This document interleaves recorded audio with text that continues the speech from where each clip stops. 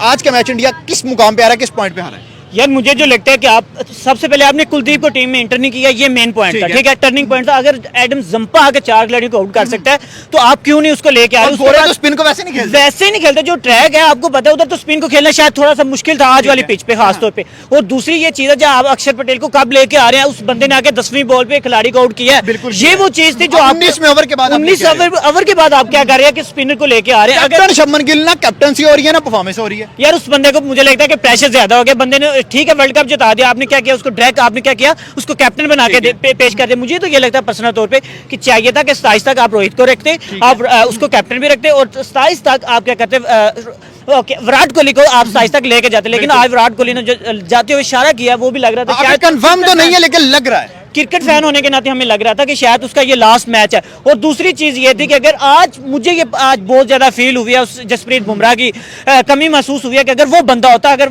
Hazlewood खेल रहा है, मिचेल स्टार्क खेल रहा है, दूसरे लोग आके इतना अच्छा परफॉर्म कर रहे हैं, अगर आज जसप्रीत बुमराह तो शायद ये हमें मैच आज इंडिया जीत जाना था। लेकिन ये है कि आज देखें सिराज ने कैच छोड़ा, उसके बाद अक्षर पटेल ने कैच छोड़ा, उसके बाद वो स्माइल पास करें। मुझे लग रहा है कि इंडिया चाह नहीं रहा था कि हम मैच। कोहली ने आज ट्रेविस हेड का कैच करके एग्रेशन नहीं दिखाया, जिससे पता लग रहा है कि विराट कोहली का जो हंगर है वो नजर नहीं आ रहा। बिल्कुल आज वो आता है, पहले वो आता है, वो जैसे कि थोड़ी डिफिकल्ट पिच है, वो आता है कि वो क्या करता है 1-2 ओवर को क्या करता है वो जज करता है पिच को, उसको समझ आ जाती है, वो मास्टर है, वो किंग है, इसीलिए तो उसको किंग बोलते हैं। उसको 1 मिनट में क्या होता है कि पिच की समझ आती है। लेकिन उस बंदे ने आके क्या किया, आज आता है चौथी बॉल पे फिर आउट हो जाता है वो डक पे, लेकिन वो उस चीज का अफसोस उसको जरा भी नहीं है। आता है वो फील्डिंग पे आता है, वो मुस्कुरा रहा है, हमें तो ऐसे ही लग रहा है कि वो चाह रहा है कि जो लास्ट मोमेंट एंजॉय हो, वो लास्ट मोमेंट को एंजॉय हो, जो यंगस्टर पीछे बैठे हुए हैं उसको मौका देना चाहिए और वो टीम के लिए खेले। वो शायद वो गौतम गंभीर की जो माइंड सेट है वो उससे तंग आ चुका, जो मुझे लग रहा है वो उससे कहता है कि इसको साइड पे करो। मुझे लग रहा था शायद वो 27 तक वाला वर्ल्ड कप खेलेंगे, उसके स्टेटमेंट को देख लें, रोहित को देख लें, वो सब विलिंग थे।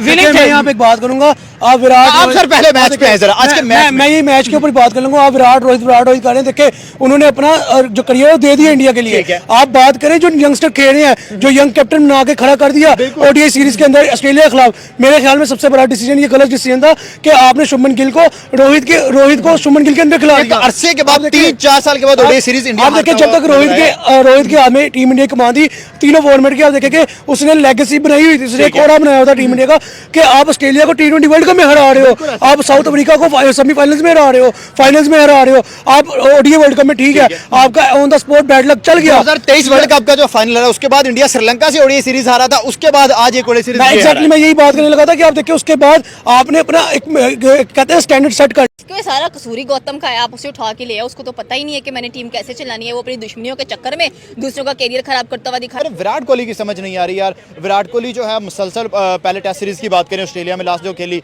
उसमें 100 आया, बाकी 8-9 इनिंग्स में परफॉर्मेंस नहीं आई, और पहले मैच में डक, पहली दफा हिस्ट्री में ऐसा हुआ है कि विराट कोहली के बैक टू बैक डक्स आए हैं। इंडिया वर्सेस ऑस्ट्रेलिया, और भाई आज हम बात करें ऑस्ट्रेलिया ने जिस तरीके से बैक टू बैक विन किए, हम बात करें भाई इंडिया की लगातार हार, क्या वजह है, इसके पीछे रीजन क्या? और यहाँ पे रोहित और विराट, हमें अगर बात करें स्पेशली विराट की, तो भाई विराट जो है वो हमें चलते हुए नजर नहीं आए, बैक टू बैक डक भर जाते नजर आए। क्या कहना चाहेंगे मैम? इसको सारा कसूरी गौतम का है, आप उसे उठा के ले आओ, उसको तो पता ही नहीं है कि मैंने टीम कैसे चलानी है। वो अपनी दुश्मनियों के चक्कर में दूसरों का कैरियर खराब करता हुआ दिखाई दे रहा है। आज यहाँ पर कुलदीप होते, जसप्रीत बुमराह होते तो मजाल थी कि जो ऑस्ट्रेलिया के बैट्समैन हैं वो हिल जाते, वो 70 मारकर जा रहे हैं और जो मेन विकेट थी वो आपने निकाली, लेकिन इसके बावजूद अगर देखा जाए कैचेस विन द मैचेस, लेकिन यहाँ पर जो कैचेस थे वो तो कोई कर ही नहीं रहा था। सिराज से कैच छूट गया, उसके बाद अर्शदीप से कैच छूट गया, अशर से कैच छूटा, मतलब आप कर क्या रहे हैं? ये वही टीम है जो कैच फील्डिंग इतनी सीरियस होकर करती है। आप खुद देखें कि आपने बात किया कि विराट कोहली तो आज साफ क्लियर कट हैंड्स अप कर दिया, उसने कहा सॉरी भाई मैं नहीं दोबारा आ रहा, नो मोर क्रिकेट, और कह लेंगे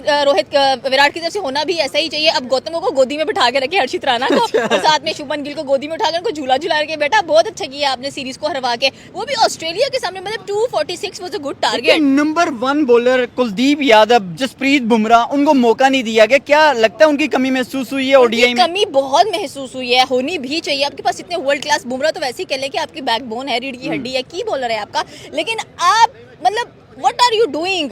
आप अपनी दुश्मनियों के चक्कर में आप ऑस्ट्रेलिया से हार रहे हो उनके होम ग्राउंड में जाकर, and they are literally the mighty giants. आप ये नहीं कह सकते कैसे एडम ज़ैम्पा को वापस लेकर आए, तो क्या आप कुलदीप को नहीं खिला सकते? 4 विकेट उसने आज नहीं। देखिए, हमें टीम इंडिया से हमेशा जीत की उम्मीद थी। जिस तरह इंडिया की टीम परफॉर्म कर रही थी पिछले आपको 20 मैच देखें तो टीम इंडिया हमेशा लीड करती हुई नजर आ रही थी। लेकिन जैसे ही टीम ऑस्ट्रेलिया में गई, हमें उम्मीद थी कि यार कम से कम टक्कर का मुकाबला देखने को मिलेगा। पहले मैच की बात करें तो वो मैच थोड़ा सा इंडिया हार गई, लेकिन दूसरे मैच में हमें उम्मीद थी। रोहित शर्मा ने परफॉर्म कर दिया, विराट कोहली का स्कोर फिर आज नहीं आया भाई, आज फिर डक पे आउट हो गए। आज विराट कोहली के स्कोर की वजह से मुझे लगता है कि इंडिया हारी है। अगर विराट कोहली अपना स्कोर कर देता 30-40, 300 पार था और फिर ऑस्ट्रेलिया को चेज करना बहुत मुश्किल था। बात की जाए बॉलिंग की बात करें तो भाई हर्षित राणा 1-2 विकेट ली, लेकिन बुमराह की कमी आपको महसूस हुई। अब आपको पता चलेगा भाई आपने वेस्टइंडीज के खिलाफ क्यों खिलाया।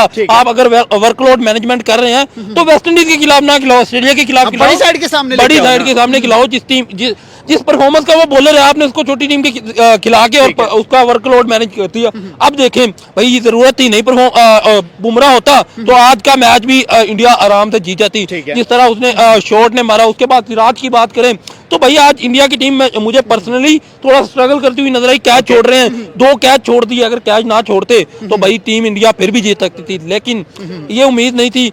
अब अगला मैच रह गया, उसमें भी कोशिश करें कि भाई 3 मैच ना हारें, क्योंकि इंडिया को 3 मैच हारे हुए तो मुझे लगता है मुद्दत ही हो गई है कि किसी से व्हाइट वॉश हो जाए। तो अगला मैच जीते, ये मैच तो हार गए। लेकिन सबसे सर सैड न्यूज जो सामने आ रही है वो ये है कि मे भी विराट कोहली जो है भाई रिटायरमेंट देने जा रहे हैं। ओडी T20 पहले चला गया, टेस्ट बाद में चला गया। आज उन्होंने जाते सर एडिलेड क्राउड को जो हाथ हिलाया वो कहने की जेस्चर था कि भाई विराट कोहली जा रहे हैं। विराट कोहली नॉर्मली ये काम नहीं करते, जब भी वो अपनी इनिंग खेल के जाते हैं पहले 0 पे भी आउट हो गए, उसके बाद विराट कोहली में वो एग्रेशन नजर ही नहीं आ रहा। देखिए आज ट्रेविस हेड का कैच पकड़ा, उसके बाद वो खुश हो रहा था, तो ये वो अपने आप को एंजॉय कर रहा था। आगे होता था विराट कोहली का एग्रेशन देखने वाला होता था, भाई कैच पकड़े यार रन आउट करे तो भाई अगली टीम को वो मतलब जो एग्रेशन दिखाता है अगली टीम के अगले आने वाले बैट्समैन तो कुछ वैसे ही हल्के रह जाते हैं, लेकिन वो खुश था।